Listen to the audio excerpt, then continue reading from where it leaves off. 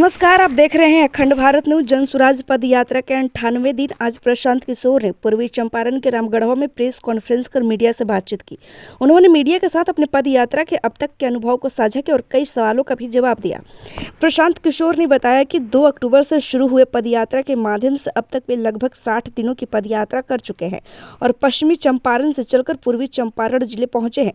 पद यात्रा का उद्देश्य है कि बिहार के सभी पंचायतों के विकास का 10 साल का ब्लूप्रिंट तैयार करना, जिसमें पंचायत आधारित समस्या और उसके समाधान का पूरा विवरण होगा।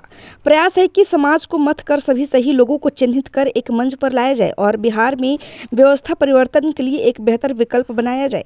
प्रशांत किशोर ने कहा कि बिहार की बदहाली का जिक्र करते हुए बताया, पदयात्रा के दौरान अब तक उन्हें जिन गाँवों और पंचायतों में जाने का मौका मिला है वहाँ पलायन की समस्या बहुत बड़ी है। गाँव में 60% तक नवयुवक नहीं है। शिक्षा व्यवस्था पूरी तरह ध्वस्त है। शिक्षा के लिए जरूरी आधारभूत संरचना, शिक्षक भवन और विद्यार्थी, इन तीनों का समायोजन कहीं देखने को नहीं मिला। एक लाइन में कहा जाए तो स्कूलों में खिचड़ी बंट रही है और कॉलेजों में डिग्री बंट रही है। नीतीश कुमार के शासनकाल की सबसे बड़ी नाकामी है बिहार में शिक्षा व्यवस्था का ध्वस्त हो जाना। बिहार में भूमिहीनों की समस्या का जिक्र करते हुए प्रशांत किशोर ने कहा कि बिहार में गरीबी और बेरोजगारी का सबसे बड़ा कारण है बड़ी संख्या में भूमिहीनों का होना। आंकड़ों के मुताबिक बिहार में 58% लोग भूमिहीन हैं। इसके लिए उन्हें रोजगार के लिए बिहार से बाहर जाना पड़ता है, जबकि देश में भूमिहीनों की संख्या 38% है। पश्चिमी चंपारण में करीब 1,25,000 ऐसे लोग मिले जिन्हें पट्टे पर जमीन तो मिली, लेकिन आज तक उन्हें जमीन का मालिकाना हक नहीं मिला है। ऐसे लोग बड़ी संख्या में पूर्वी चंपारण में भी मिले हैं। किसानों की हालत का जिक्र करते हुए उन्होंने कहा कि किसानों को अपना अनाज समर्थन मूल्य ने कम दामों पर बेचना पड़ता है। इसके कारण किसानों का हर साल 25 से 30 हज़ार करोड़ का नुकसान हो रहा है।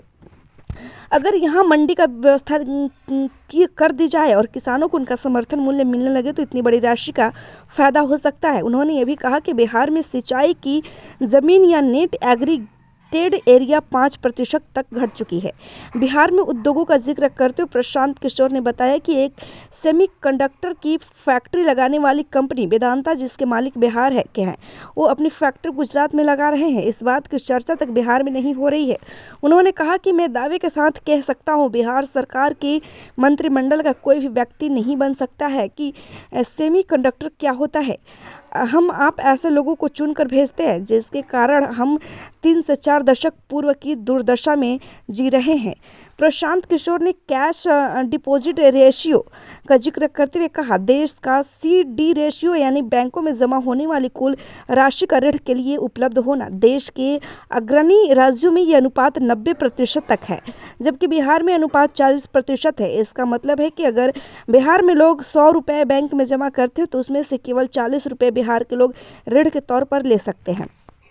बिहार में अभी लोग साल में 4 लाख करोड़ रुपए बैंकों में जमा कराते हैं, लेकिन उसमें से केवल 1.65 लाख रुपए का ऋण ले पाते हैं। सरकारी अनुपात के हिसाब से बिहार के लोगों को 2.80 लाख करोड़ रुपए का ऋण मिलना चाहिए।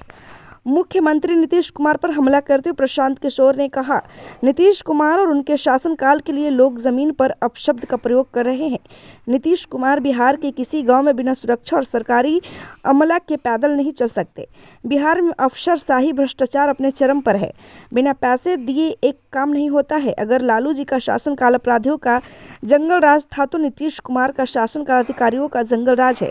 2014 के नीतीश कुमार और 2017 के नीतीश कुमार में जमीन आसमान का फर्क है। 2014 में लोकसभा चुनाव हारने के बाद उन्होंने नैतिकता के आधार पर इस्तीफा दे दिया था, लेकिन 2020 में विधानसभा चुनाव बुरी तरह हारने के बाद भी किसी कुर्सी पर किसी तरह बने हुए हैं। नीतीश कुमार जब भाजपा के साथ होते हैं तब उन्हें विशेष राज्य के दर्जे की याद नहीं आती है। भाजपा से अलग होते ही विशेष राज्य के दर्जे की मांग करने लगते हैं। वर्तमान में केंद्र से मिलने वाली राशि तो बिहार सरकार ले नहीं पा रही है। मनरेगा के लिए केंद्र बिहार को 10,000 रुपये सालाना आवंटित करती है। बिहार सरकार केवल 40% बिहार सरकार ले रही है। ऐसे में विशेष राज्य का दर्जे का कोई मतलब नहीं है। बिहार में बाढ़ की समस्या पर बात करते हुए प्रशांत किशोर ने बताया कि मोटे तौर पर बिहार में नदियों को जोड़कर इस समस्या का समाधान किया जा सकता है। हम लोग इस पर अभी काम करा रहे हैं। उत्तर बिहार बाढ़ से प्रभावित रहता है। आज दक्षिण बिहार सूखाग्रस्त डैम बनने से या पानी को रोकने से बाढ़ की समस्या का समाधान नहीं होने वाला है। जल संसाधन विभाग आज के समय में भ्रष्टाचार और लूट का सबसे बड़ा विभाग बन चुका है। जो भी सत्ताधारी पार्टी रही है, जल संसाधन विभाग को अपने पास रखा है। इसमें खर्च का कोई ट्रेस नहीं है, इसलिए बाढ़ का उचित समाधान अब तक नहीं निकल पाता है। बिहार बढ़ती जनसंख्या के सवाल पर प्रशांत किशोर ने कहा कि जनसंख्या को संतुलित रखने के लिए टोटल फर्टिलिटी रेट 2.1 होना चाहिए। बिहार में ये 3 से ऊपर है। इसके लिए ज़रूरी है कि परिवार नियोजन के लिए जागरूकता अभियान चलाया जाए, लड़कियों की शादी की उम्र को बढ़ाया जाए और लोगों को शिक्षित किया जाए। कानून बनाकर जनसंख्या को नियंत्रित नहीं किया जा सकता। बिहार में सबसे कम उम्र में बच्चों की शादी करा दी जाती है और पूरे देश में बिहार में फर्स्ट प्रेगनेंसी सबसे कम उम्र में होती है। खबर अच्छी लगी हो तो लाइक करें। ताज़ा अपडेट के लिए हमारे चैनल को सब्सक्राइब करना ना भूलें। धन्यवाद।